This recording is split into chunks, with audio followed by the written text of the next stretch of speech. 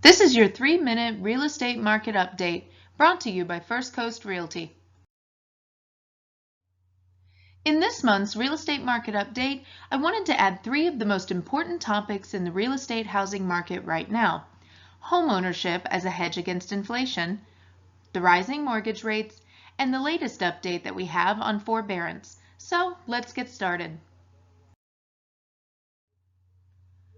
This graph shows home price appreciation versus the consumer price increases over the decades. As you can see, in most decades, home ownership outperformed inflation. Now, the 2000s were very different, but you cannot compare that to what is going on today.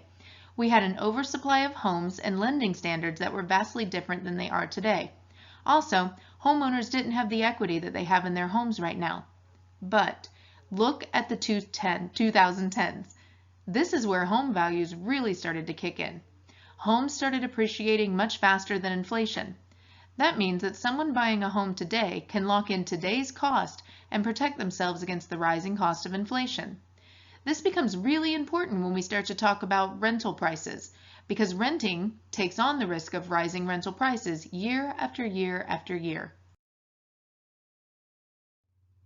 Now let's talk a little bit about mortgage rates. This graph goes back to the beginning of 2018 and shows our current average 30-year rate right about 3.5%. Certainly we were higher back in 2018 and dropped to historic lows during the pandemic, and we're starting to come back out of that. Freddie Mac states, as mortgage rates rise, we do expect some moderation in housing demand, causing house prices to temper. However, the combination of a large number of entry-level home buyers facing a shortage of entry-level inventory of homes for sale should keep the housing market competitive. So no doubt we'll see a housing market that is competitive this year. Now I want to end with this quote because I think it really kind of brings it home. This is from CoreLogic, and it states, "We may see a little bit of an uptick in foreclosure rates in 2022. Just an uptick, though, from an extraordinarily low level. We're not expecting to see a big increase. We expect delinquency rates overall on home mortgages to actually continue to remain quite low." That's exactly where we are today. You know, the number of homes going into the foreclosure process, nothing like we saw in the housing crisis, mostly thanks to the forbearance programs that gave homeowners the mortgage relief that they needed when they needed it most during the pandemic. So what does all this mean? Things are starting to look better for buyers, but we still do have a long way to go.